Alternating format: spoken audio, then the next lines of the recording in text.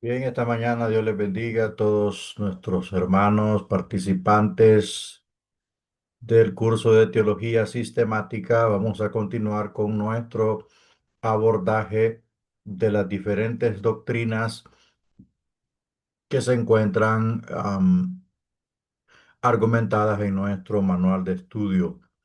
Hoy nos toca abordar el capítulo 4, la doctrina del hombre. Y dice, solo Dios puede revelar realmente a Dios.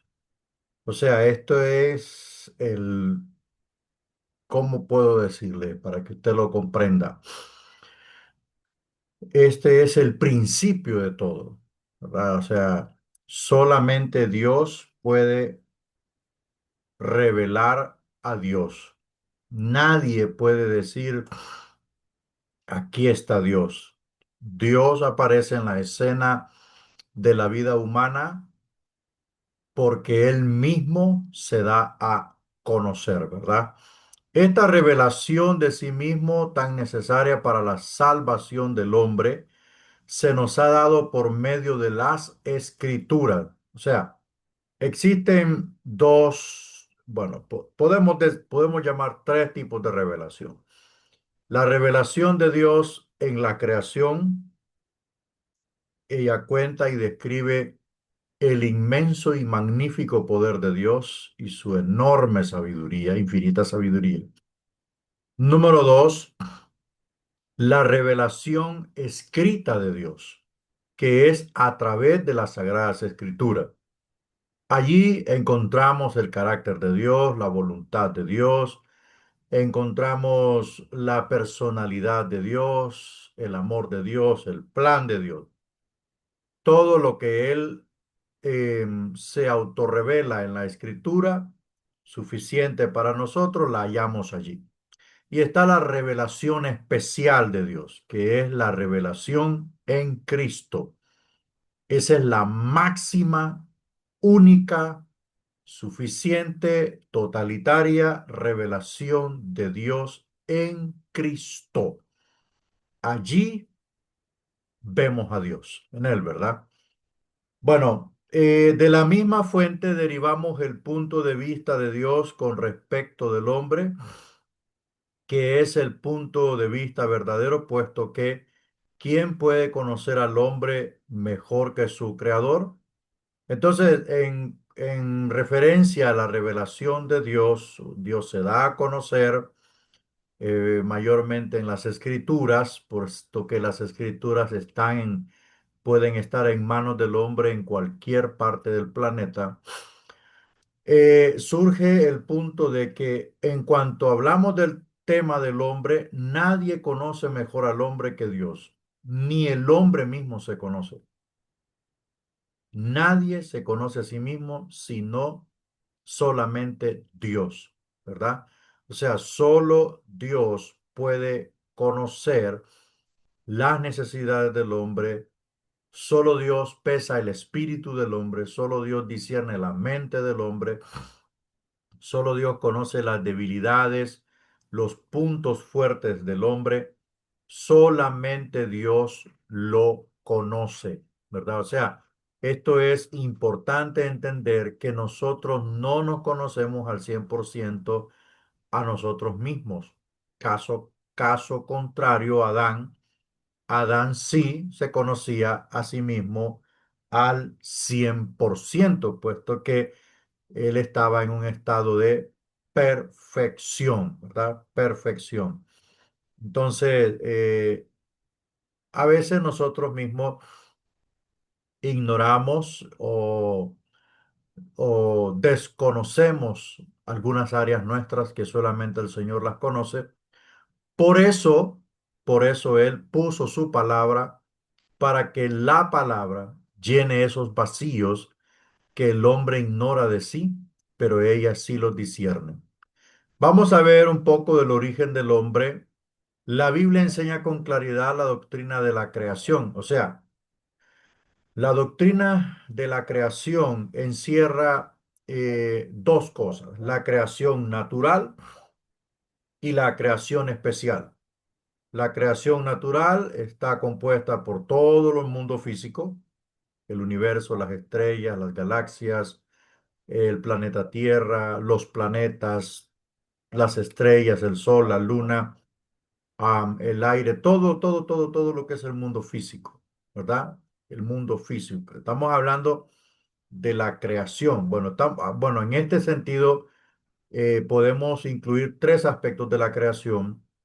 La creación natural, que ya dijimos que es, la creación angelical, que es todos los seres angelicales en la atmósfera celestial, y la creación especial. La creación especial es el hombre.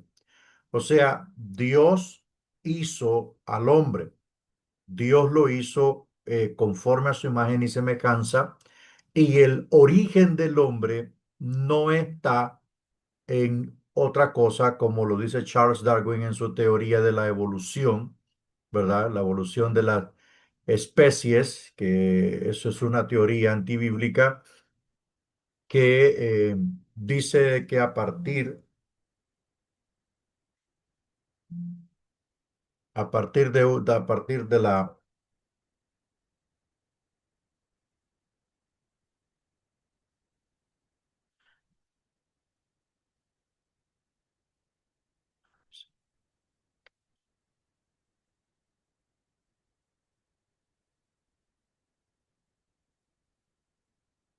bueno, estábamos diciendo que la teoría de la evolución de las especies dice que a partir de una especie surge otra especie, ¿verdad? O sea, eso es evolucionar, pero Dios en la Biblia nos muestra que Él creó todas las cosas.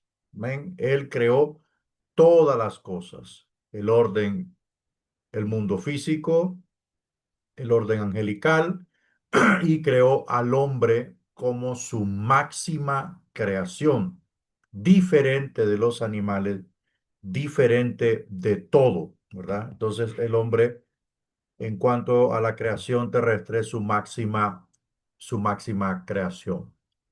Vamos a ver la naturaleza del hombre, cómo está compuesto el hombre, la Trinidad del hombre, de acuerdo a lo que se nos dice en Génesis 2:7.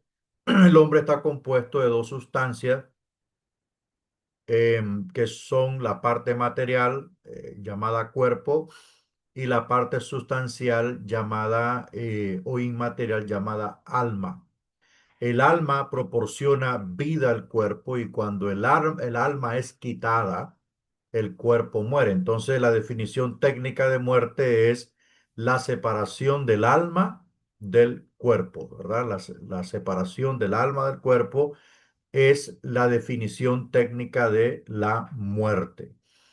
Más de acuerdo a lo que se nos dice en Primera de Tesalonicenses 5:23 y Hebreos 4:12, el hombre está compuesto de tres sustancias, ¿verdad? Tres substancias que hacen la esencia del hombre. Estamos hablando del espíritu, el alma y el cuerpo. Entonces el ser humano es un ser tricotómico, ¿verdad? Tricotómico, que tiene tres partes. Algunos exégetas bíblicos han defendido esta tricotomía frente a la dicotomía. O sea que el hombre solo tiene dos sustancias, de eso es dicotomía. Pero eh, la Biblia dice que el hombre posee espíritu, alma y cuerpo. El espíritu y alma representan el espíritu y el alma representan dos lados o partes de la sustancia no física del hombre. O expresándolo de otra manera, el espíritu y el alma representan dos modos en los cuales opera la naturaleza espiritual. O sea, me gusta más esta definición, o sea, dos modos en que opera, ¿verdad? Dos modos en los cuales opera la naturaleza espiritual.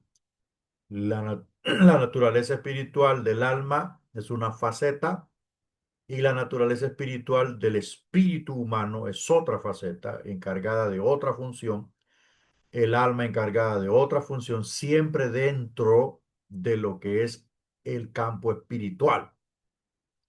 Aunque separados, el espíritu y el alma no son separables.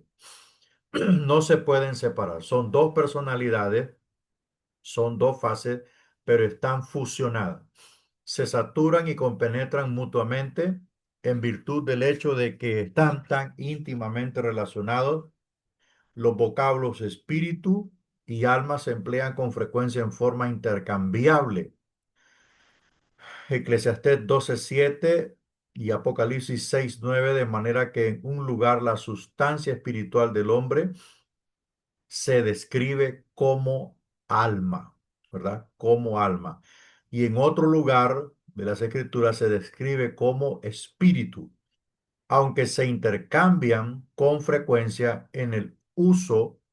Los términos espíritu y alma tienen distintos significados. Por ejemplo, el alma es el hombre visto con relación a su vida presente.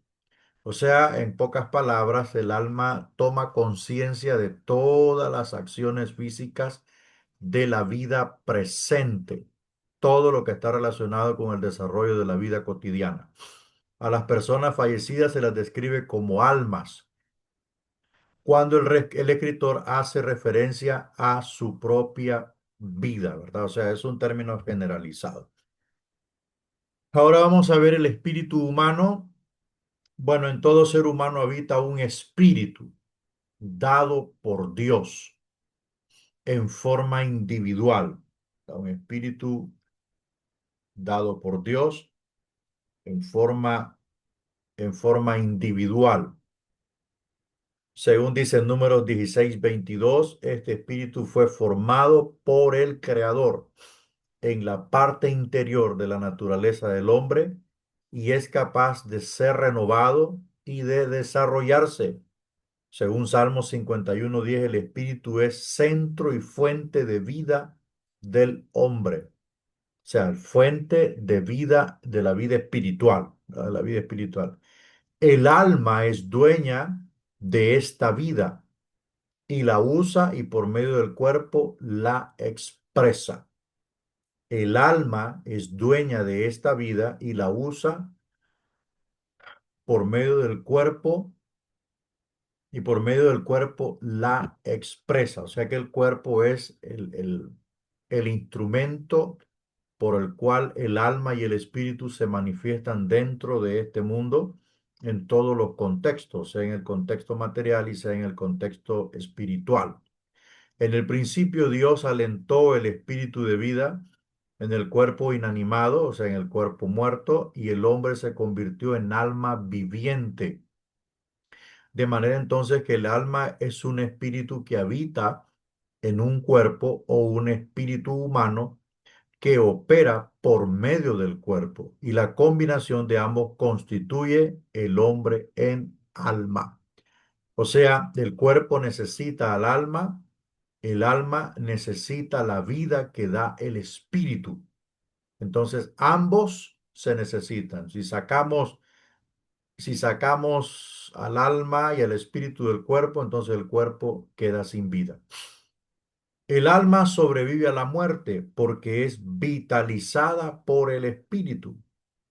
Y sin embargo, ambos, el alma y el espíritu, son inseparables porque el espíritu está entretejido en la trama misma del alma. Están fundidos, amalgamados, si se nos permite el vocablo, en una sola sustancia. Es imposible separar al alma del espíritu. Es imposible separar al alma del espíritu. Tanto el espíritu humano como el alma están fusionados. El alma humana, la naturaleza del alma, es el principio vivificante e inteligente que anima al cuerpo humano empleando los sentidos corporales. O sea, esa fase del alma es la que toma el control de las funciones del cuerpo. Por ejemplo, el cuerpo necesita educarse, el cuerpo necesita alimentarse, el cuerpo necesita producir, el cuerpo necesita, o sea, todas las necesidades físicas y biológicas las controla, las mueve el alma, o sea, es el principio vivificante, inteligente, es lo que impulsa, ¿verdad? El alma humana impulsa todo eso, ¿ok? Todo eso, todo lo que es material en el diario vivir de una persona, el alma lo impulsa, lo impulsa. Ya vamos a hablar del espíritu. Sin embargo, no debemos pensar que el alma es parte de Dios, puesto que el alma peca. Es más correcto afirmar que es el don y obra de Dios, según los textos ahí que usted debe leer. Deben observarse cuatro distinciones. Una, el alma distingue la vida del hombre y de las bestias de las cosas inanimadas. O sea, bueno, en primer lugar aclaremos una cosa. Lo que Dios dio en el principio fue el espíritu, ¿verdad? El espíritu junto con el alma. En ese punto puros, eran puros, ¿verdad? Eran puros. Ya las almas, y ya vamos a ver el origen, la fuente de esto, ya las almas que surgen y que se forman dentro del hombre en la actualidad tienen un punto de partida, ¿verdad? Tienen un punto de partida. Ya vamos a ver todo esto, ¿verdad? Para no confundirnos. Entonces, el alma distingue la vida del hombre y de las bestias, de las cosas inanimadas, también de la vida inconsciente de las plantas. Tanto el hombre como la bestia tienen almas, solo que el alma de los animales es terrenal, ella muere con ellos, ¿verdad? Con el cuerpo, mientras que el alma del hombre es espiritual. Entonces, podemos decir que las plantas tienen alma, refiriéndonos al principio de vida, pero no es un alma consciente. Este es otro punto, ¿verdad? El alma de los animales, perdón, de las plantas es inconsciente. El alma de los animales en parte es consciente, pero actúa de acuerdo al instinto de comer, que produce la acción de cazar, etcétera, etcétera, de acuerdo al instinto, mientras que el alma humana tiene conciencia, tiene voluntad, tiene intelecto, tiene raciocinio que la hace diferente de los animales, ¿verdad? Ahora, número dos, el alma distingue al hombre de los animales. Los animales tienen alma, pero es un alma terrenal que perece al morir el cuerpo. El alma del hombre es de una cualidad diferente, puesto que está vivificada por el espíritu humano. Toda carne no es la misma carne, de manera que es así también con el alma. Hay un alma humana y hay un alma animal. ¿Verdad? O sea, no todos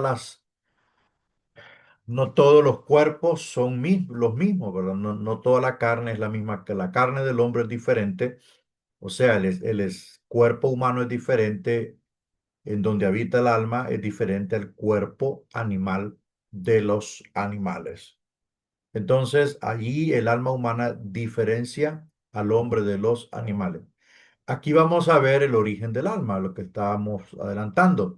Sabemos que la primera alma que existió como resultado del soplo de Dios, lo que decía yo, que fue lo que Dios dio, que transmitió al hombre aliento de vida. Más, ¿cómo se han formado las almas desde entonces? Es una súper pregunta. Los estudiosos de la Biblia se dividen generalmente en dos grupos. Vamos a ver el primer grupo. Un grupo afirma que cada alma individual no es recibida de los padres, sino que es creación divina inmediata.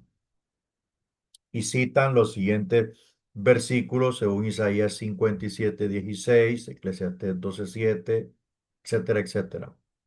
O sea, este grupo afirma de que en el momento de la gestación del bebé, esa alma se está creando inmediatamente, como por una orden automática del creador en el momento de la gestación. Número dos, otros piensan que el alma es transmitida por los padres, señalan que la transmisión de la naturaleza pecaminosa de Adán a la posteridad milita contra la doctrina de la creación divina del alma. Asimismo, arguyen en favor el hecho de que las características de los padres son transmitidas a los hijos. Citan versículos siguientes como Juan 1:13, Juan 3:6. Bueno, una cosa importante que hay que analizar, aunque este punto es bien complicado definirlo, una cosa sí se debe de extraer de estos dos, de estos dos puntos. Para mí los dos puntos tienen mucha razón. No, o sea, no podemos definir cómo ocurre esto porque es algo muy profundo, pero todo lo podemos medir de acuerdo a lo que el punto 2 pues manifiesta. La cuestión de las herencias genéticas, ¿verdad? Las herencias genéticas, las facciones, los gestos, los rasgos fenotípicos, los rasgos genotípicos. Los fenotípicos son los lunares, cosas así, de acuerdo al parentesco. Los rasgos genotípicos son, por ejemplo, los gestos, las acciones, la forma de hablar. Esos son rasgos parentescos o características de parentesco que heredan los padres a los hijos. Entonces, entre estos dos puntos para mí hay mucha razón los dos. Yo creo que es una creación inmediata porque es una cuestión que le pertenece a Dios, pero que también, o sea, que Dios ya lo estableció que los seres humanos nacieran con alma y todo eso, alma y espíritu, pero que lo que hereda los padres sobre los hijos, recuerda, también va allí incluido el pecado. Eso es lo triste de esto, ¿verdad? Es lo triste de esto que en la herencia de los padres, en la sangre, va el pecado que hasta que el niño toma conciencia de la vida se empieza a manifestar. Por eso, por eso es que los niños deben conocer a Cristo de forma temprana. Entonces, aquí tenemos algo acerca del origen del alma. Obviamente, no vamos a entrar en profundidad, no quiero enredarlos. Creo que esto debe tener. Para mí el conocimiento teológico tiene que tener una evolución, tiene que tener un progreso. Por ejemplo, teología sistemática de este curso, para mí debe de evolucionar, pasar al grado 2 y al grado 3. Y si es posible al grado 4. Bueno, vamos a ver algo acerca del alma y el cuerpo, volviendo a retomar el tema del alma y el cuerpo. Las relaciones del alma con el cuerpo pueden ser descritas e ilustradas como sigue. El alma es la portadora de la vida. Mire, es lo que hablábamos al principio.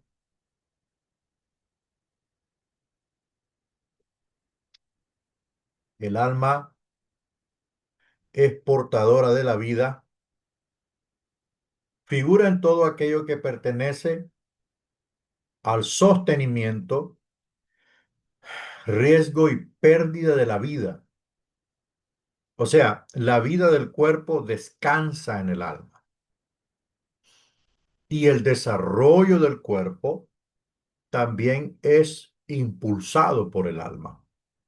Es por ello que en muchos casos el vocablo alma se ha traducido al vocablo vida, ¿verdad? Bueno, ahí están los textos que usted debe de leer. La vida es la saturación del cuerpo con el alma. O sea, el alma llena el cuerpo. El alma llena el cuerpo de principio a fin. Ella sustenta el cuerpo con la vida. Cuando el alma ha desaparecido, el cuerpo no existe tampoco. Todo lo que queda es un grupo de partículas materiales en estado de rápida decomposición. Entonces, sintetizamos, el alma conduce al cuerpo a estudiar, bañarse, alimentarse, trabajar, divertirse, pasear, socializar, em, todas las acciones materiales, todas las acciones, casarse, reproducirse, enamorarse, todo lo que es contexto material lo impulsa el alma. Ahora, después vamos a ver lo que hace el espíritu. El alma y el corazón, bueno, tanto en las Sagradas Escrituras como en el uso común, el vocablo corazón denota dentro de todo. O sea, el corazón está en el centro de todo. ¿Ok? Entonces, el corazón del hombre es, por lo tanto, el centro mismo de su personalidad. Es el centro de la vida física. Es lo primero que vive, según el doctor Beck. Es lo primero que vive, lo primero que palpita. La primer señal de vida es el hombre. Podemos describir el corazón como el cuarto de sala de máquinas. Por eso es que el mensaje de Cristo en el Evangelio va dirigido directamente al corazón. Y mencionó el corazón en varias de sus exposiciones, aduciendo de que allí nacen las fornicaciones, adulterios, homicidios, etcétera, etcétera. Y ahí también surge la decisión de seguir incondicionalmente al Señor. Entonces, el alma y el corazón ocupa el centro del alma, el centro del espíritu y el centro del cuerpo. Mire usted cómo está colocado esto aquí. Vamos a ver el cuerpo humano, algunas definiciones del cuerpo humano. Número uno, casa terrestre.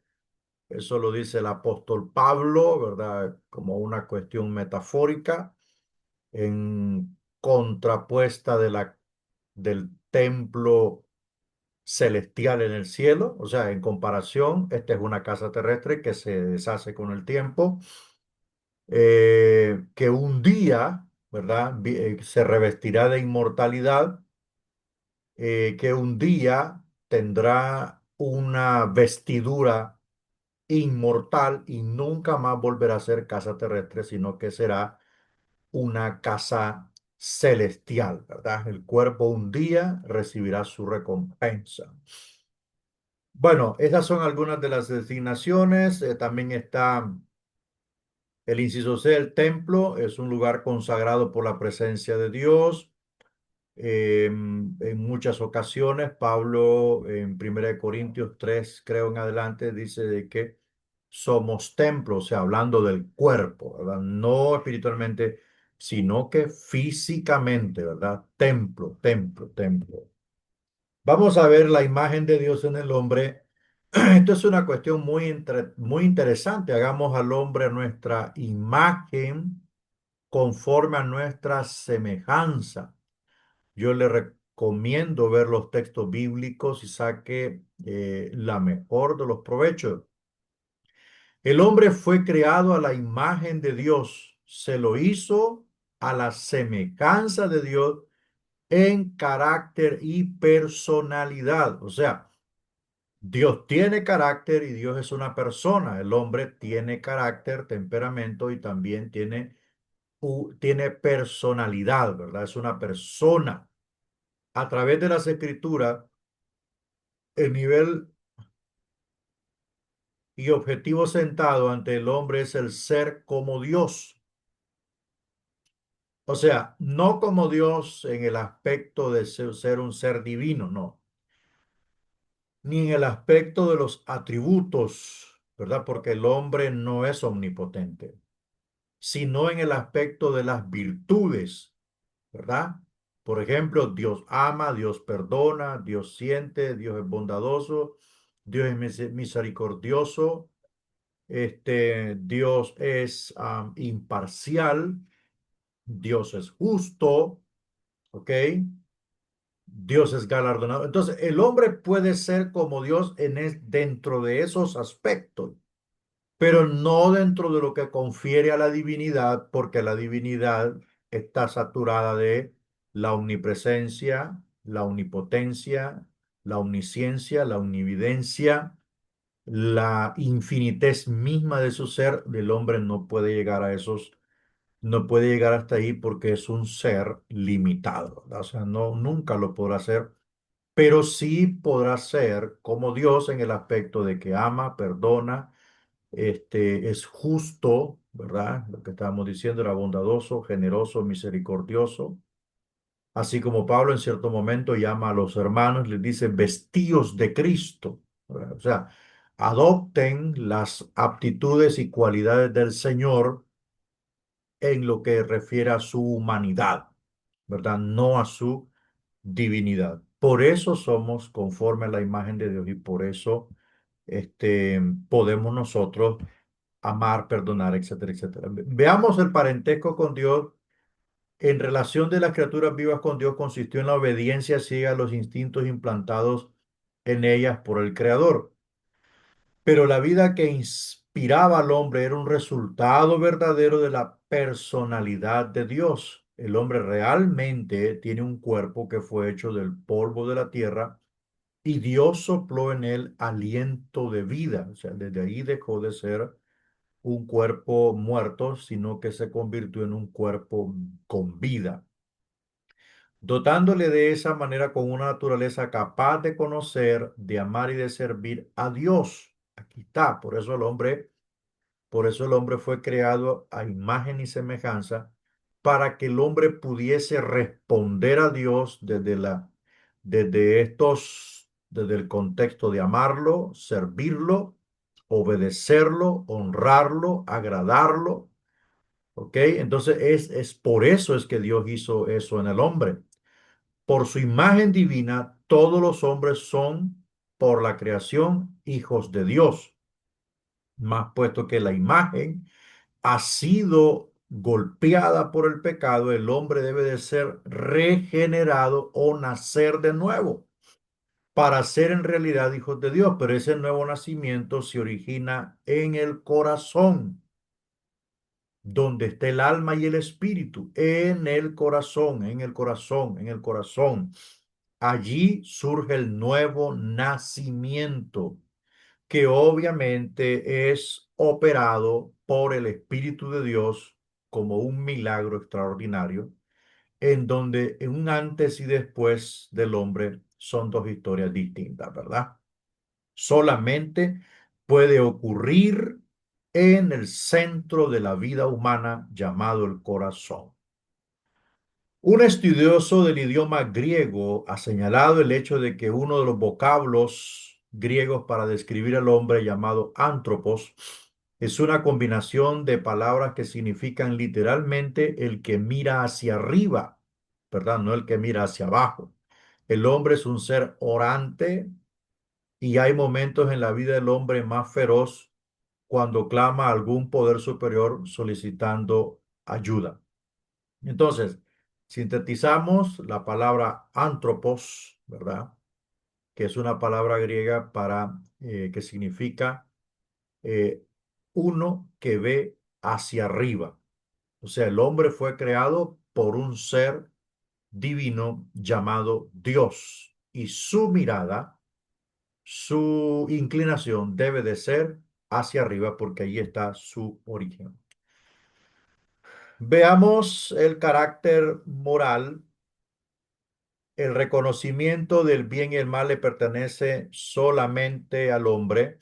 Se le puede enseñar a un animal que no haga algunas cosas, pero no tiene la capacidad de discernir o de distinguir, mientras que el hombre sí posee esa naturaleza moral para, para decidir lo bueno o lo malo o diferenciar lo bueno de lo malo. Eso es que el hombre tiene un carácter moral.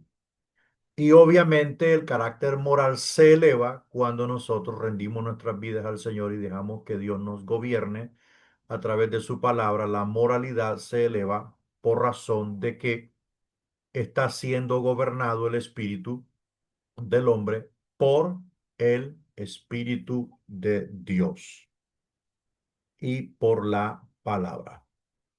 La razón, vamos a ver, el animal es una simple criatura de la naturaleza, el hombre está por encima de la naturaleza, es superior a ella. El hombre es capaz de reflexionar y razonar con respecto a las causas de las cosas. Pensemos en todos los inventos que ha hecho el hombre, el reloj, el microscopio, el buque de vapor, el avión, el telégrafo. Todas estas son características de un hombre pensante, sabio, inteligente, superior a los animales y a todo lo que comprende el orden natural, ¿verdad? Entonces el hombre posee raciocinio, esto es capacidad de pensar, capacidad de reflexionar, meditar. Eso es lo que el hombre posee, su capacidad para ser inmortal. El árbol de la vida plantado en el huerto del Edén indica que el hombre nunca hubiera muerto si no hubiera desobedecido a Dios. Cristo vino al mundo para traer el alimento de vida y ponerlo a nuestro alcance de manera que no tenemos que perecer, sino vivir para siempre.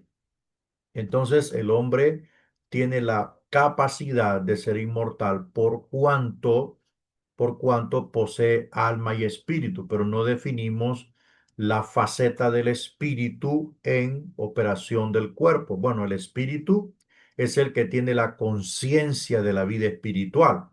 ¿Ok? El espíritu es el que produce el deseo de orar, el que produce el deseo de ir a la iglesia, el deseo de leer la Biblia, el deseo de agradar a Dios, el deseo de servir a Dios, el deseo este, de estar con el Señor, el deseo de temer a Dios, de consagrarse para Dios, el deseo de vivir en santidad, el deseo de ser una persona que agrade en todo a Dios. Eso es lo que hace el Espíritu en la función del cuerpo. Y por supuesto, como el espíritu está redimido por la sangre de Cristo y está siendo gobernado por el Espíritu Santo de Dios, entonces el espíritu es el que toma el control, ¿verdad?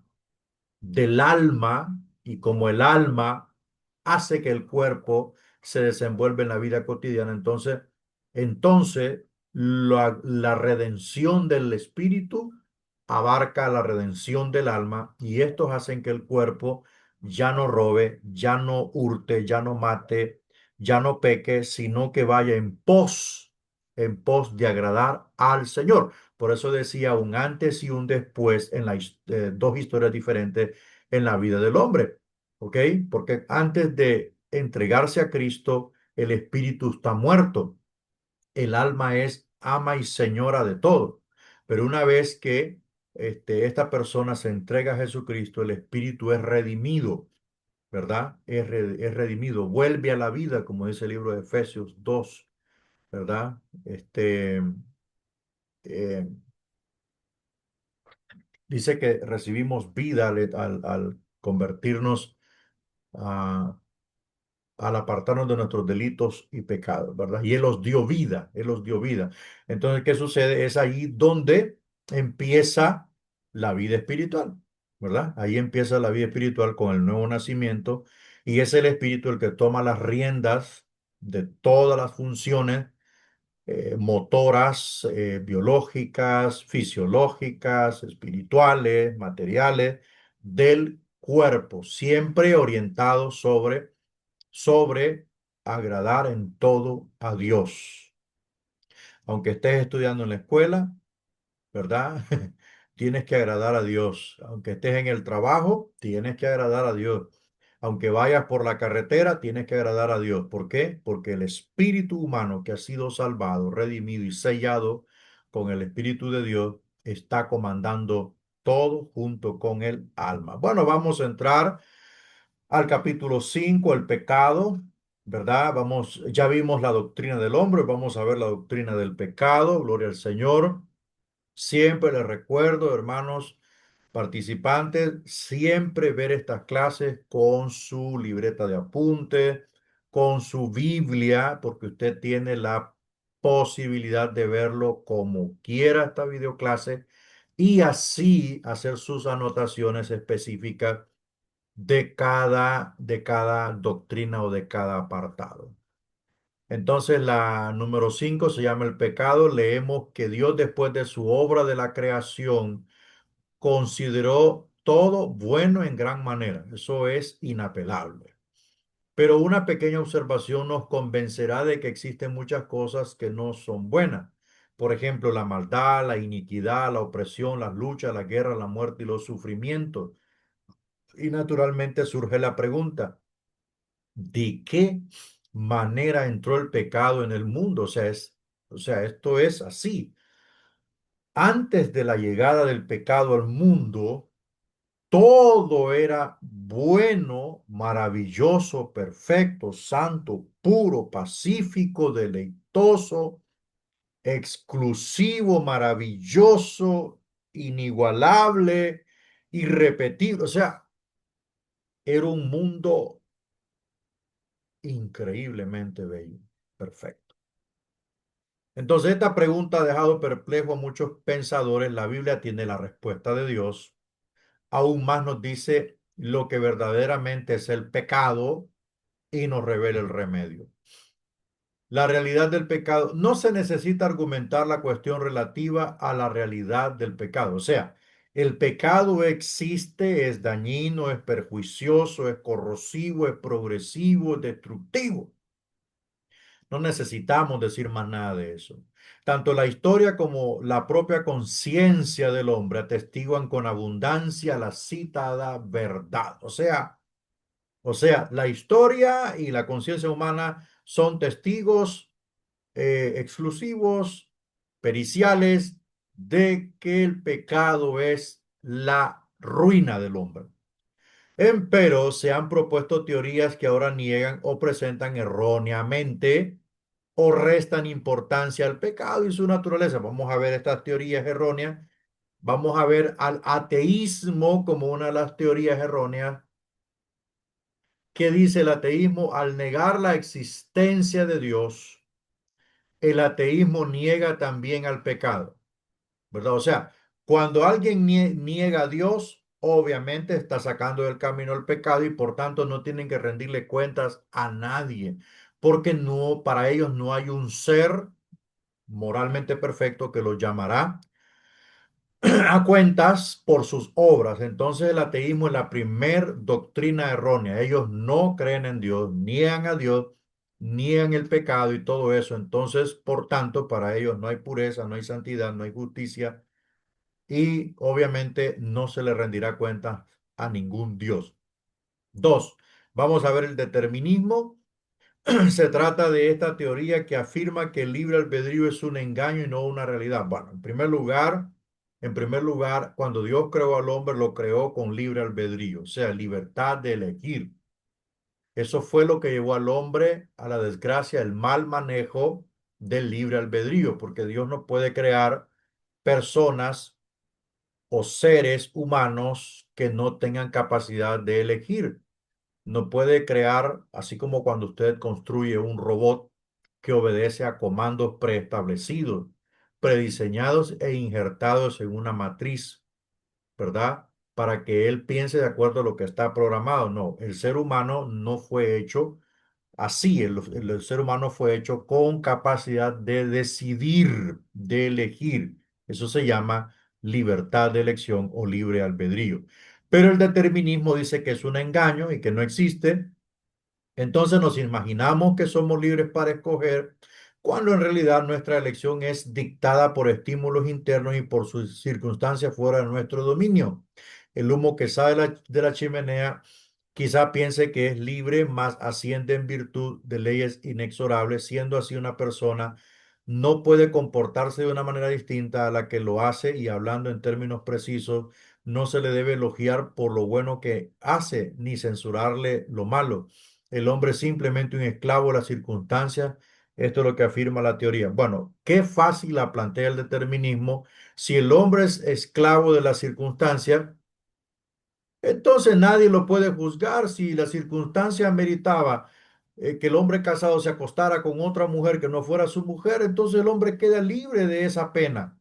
Si la circunstancia ameritaba que el hombre tenía que matar a fulano de tal, el hombre quedaba porque eso lo obligó a hacerlo. Entonces es libre de culpa. Fácil la pone el determinismo. Y la Biblia dice todo lo contrario, que los hombres son responsables de sus actos delante de Dios, que Dios pesa las intenciones del corazón y discierne los pensamientos del hombre y sabe que el hombre de continuo hacer el mal. Engañoso es el corazón más que todas las cosas. Solo Dios lo conoce.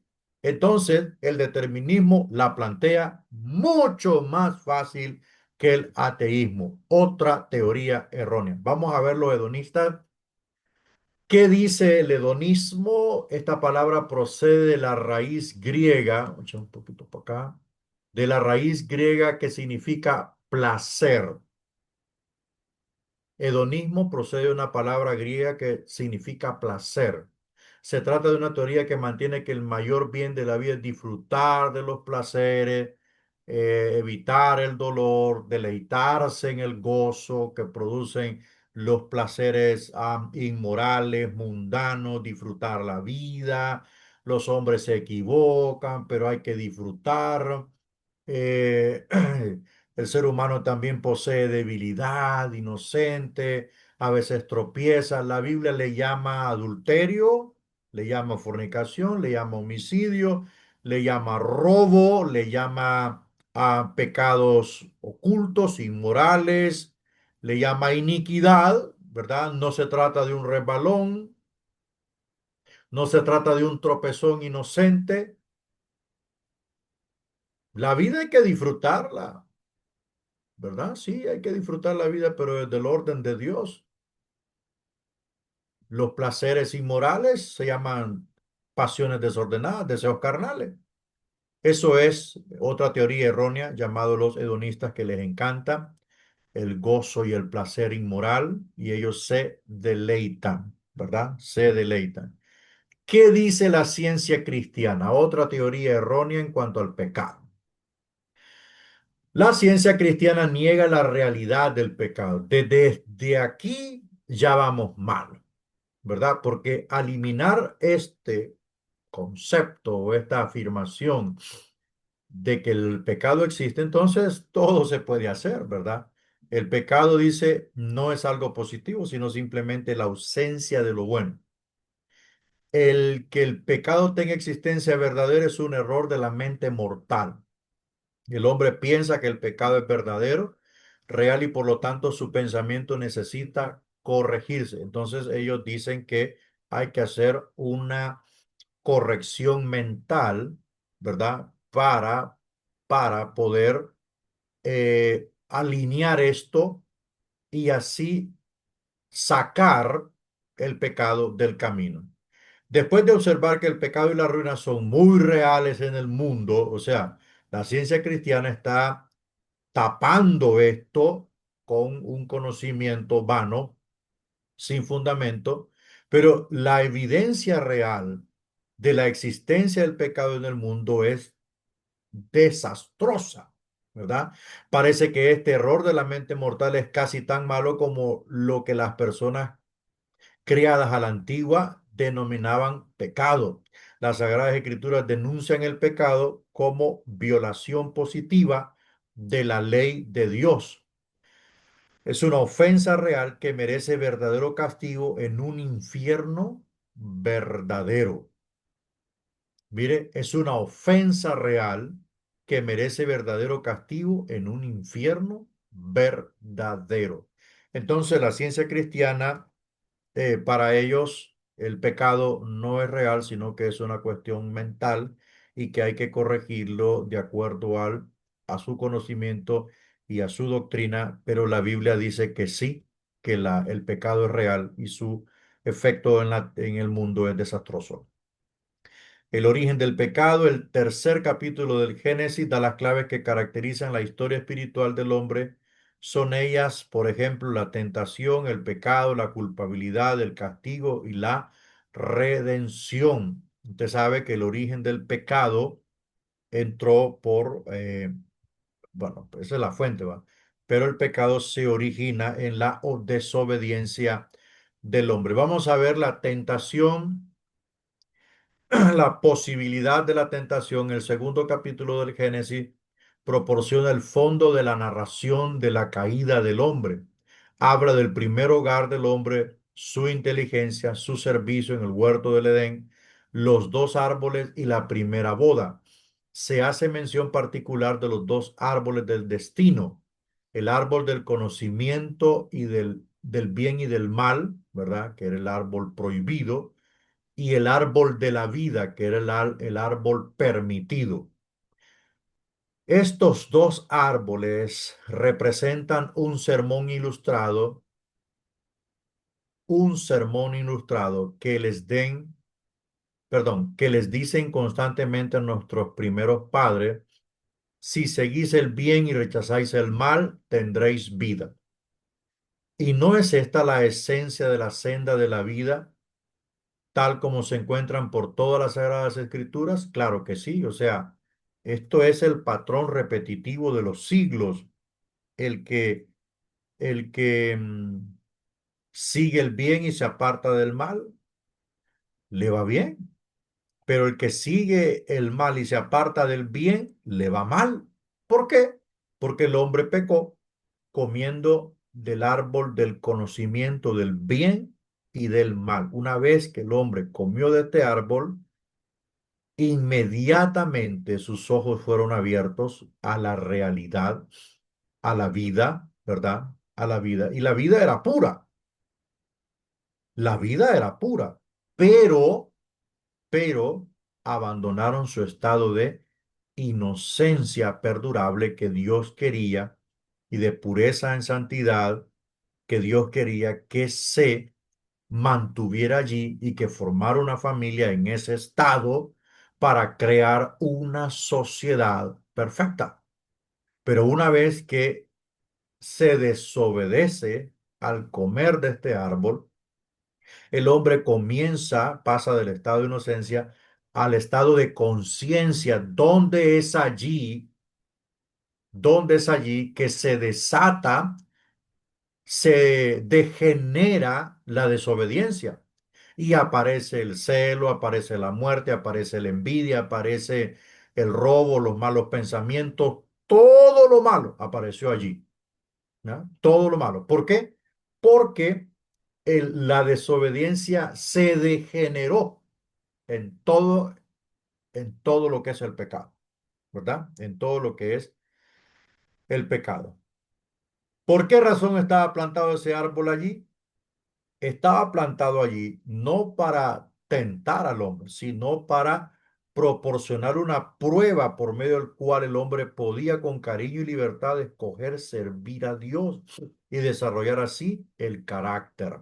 Sin el libre albedrío, el hombre hubiera sido una simple máquina, ¿verdad? El hombre no podía obedecer a Dios por obligación, sino por elección, por voluntad. Ok, va.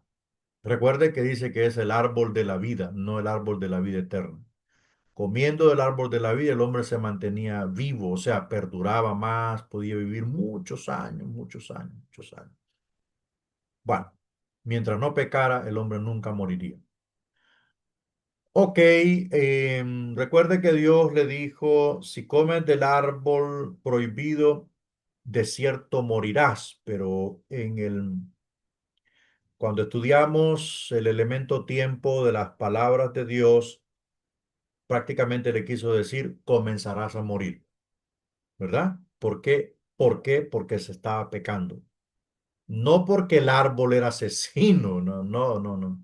No porque el árbol tenía, su fruta era la muerte, no, no. La muerte estaba en la desobediencia a la orden de Dios. No que el árbol tenía una fruta que el que la comiera se convertía en un demonio. No, no. Solo dice que era el árbol de la ciencia del bien y del mal. La ciencia del bien y el mal. O sea, del conocimiento. El hombre aprendía a conocer lo bueno y lo malo, pero el pecado estuvo en desobedecer. Ahí está todo. Ok. Vamos a la culpabilidad humana. Las evidencias de una conciencia culpable. Estamos hablando de la doctrina del pecado. Número uno, fueron abiertos los ojos de ambos. O sea, pasaron del estado de inocencia a un estado de conciencia. Y lo primero que se dieron cuenta es que estaban desnudos. Génesis 3:7 emplea esta expresión para describir una iluminación repentina. Las palabras de la serpiente en el versículo 5 se cumplieron, pero el conocimiento adquirido fue distinto del que habían esperado, o sea, siguieron siendo los mismos, ¿va? En vez de sentirse como Dios, experimentaron un terrible sentimiento de culpabilidad que los hizo temer a Dios. Nótese que la desnudez física o corporal es símbolo de una conciencia desnuda o culpable. Eso es lo que ocurre cuando una persona peca. Eso es lo que sucede cuando alguien le falla a Dios, cuando alguien estuvo bien con Dios, servía a Dios y tomó la decisión de pecar. Se va a sentir desnudo y culpable, señalado. Las perturbaciones del carácter emocional se reflejan en nuestro aspecto.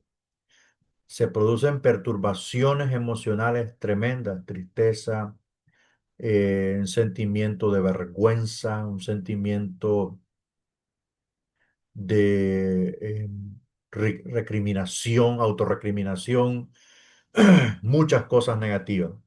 Algunos comentaristas afirman que antes de su caída, Adán y Eva estaban vestidos de un halo o vestiduras de luz, señal de su comunión con Dios y el dominio del espíritu sobre el cuerpo. En ese momento el espíritu dominaba el cuerpo. ¿Por qué? Pues porque estaba en un estado de santidad pura, ¿ok? Santidad pura. O sea, Adán en ese momento tenía vida espiritual y vida material. Cuando pecaron, la comunión fue cortada. El cuerpo venció al espíritu y se inició el conflicto entre el espíritu y la carne, que habla Romano, que ha sido la causa de tanta miseria, ¿verdad? Entonces, eso es la culpabilidad del hombre. Vamos a ver el castigo de la serpiente. Por cuanto esto hiciste, es las palabras de Dios, ¿verdad? Maldita serás entre todas las bestias y entre todos los animales del campo. Sobre tu pecho andarás y polvo comerás todos los días de tu vida. Génesis 3:14.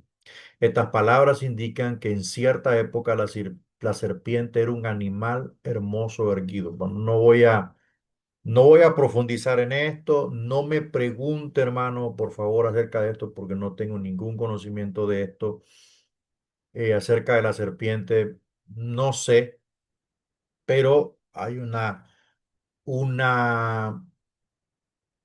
como una deducción lógica por lo de las palabras del Señor, pero no sé.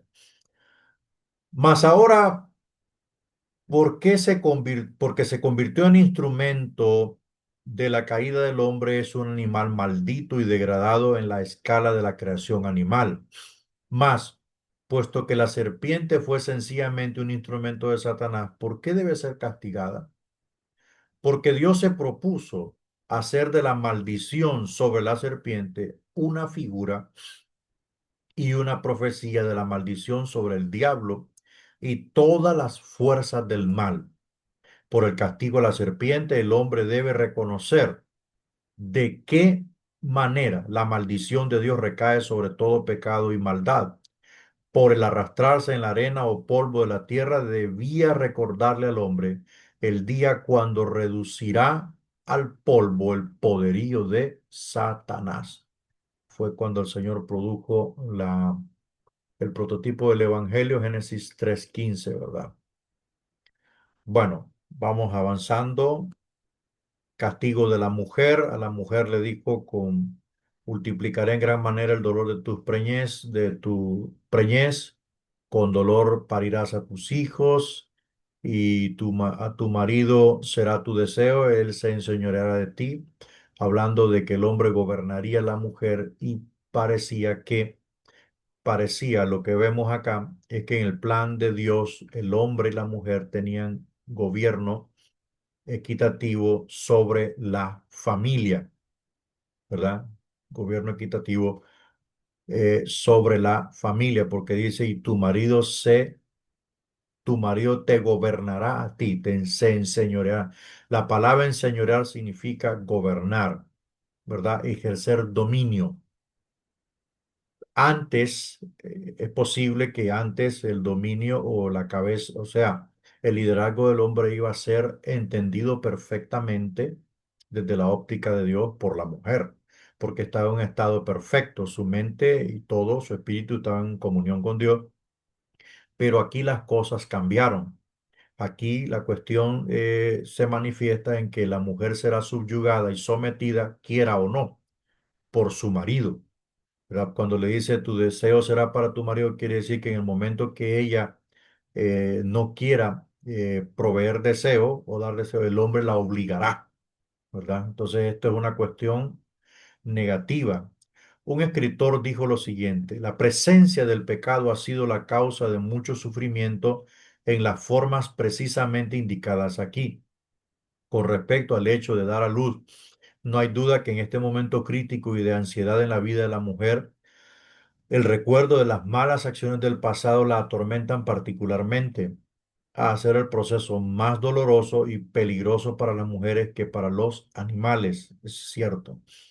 El pecado ha empañado todas las relaciones de la vida, incluso la vida matrimonial. En muchos países, oiga, la mujer es prácticamente la esclava del hombre.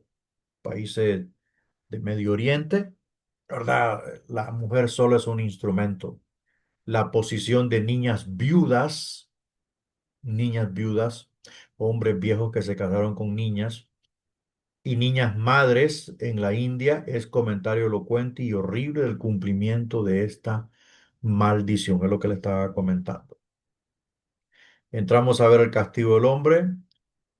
Al hombre se le había designado ya el trabajo de producir la tierra o de labrar la tierra, más el castigo consistirá en lo arduo del trabajo y de las desilusiones y disgustos que acarrea. Se especifica la agricultura en particular, puesto que ha sido a través de los siglos una de las ocupaciones más necesarias y fundamentales de la raza humana.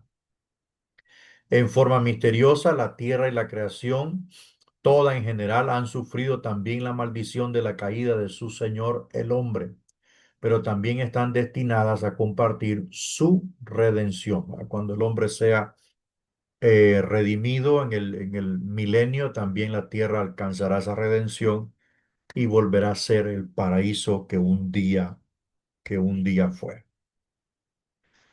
Ok. Bueno, entonces el hombre no queda sin culpa como cabeza. El hombre recibe su parte, em, sufriría para hacer producir la tierra.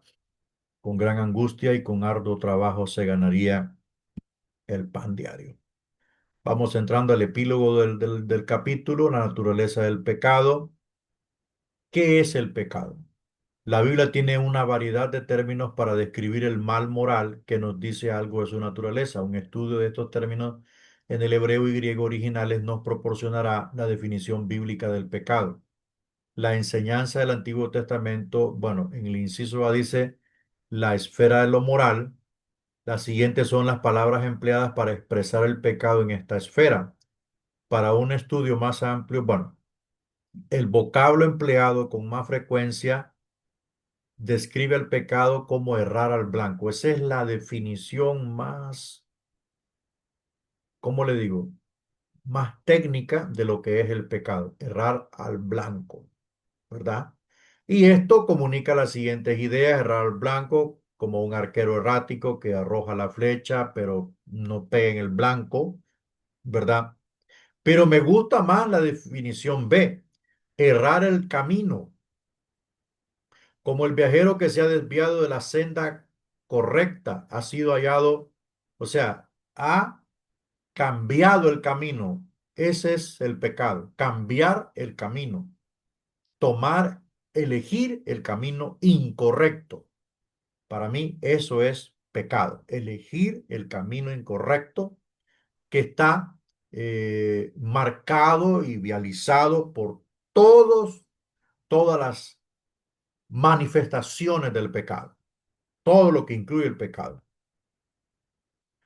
En la esfera de la conducta fraternal, para los pecados en esta esfera, el vocablo empleado significa violencia o conducta perjudicial. O sea, pecado en este contexto es violencia o conducta perjudicial.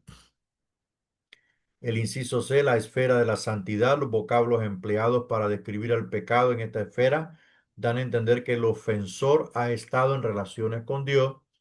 Por ejemplo, la nación israelita toda era una nación constituida de sacerdotes, considerándose a cada uno en comunión con Dios y con su tabernáculo santo. Por lo tanto, todo israelita era santo, es decir, separado para Dios. Y todas las actividades de la esfera de su vida estaban reguladas por la ley de la santidad. ¿Ok? Por la ley de la santidad.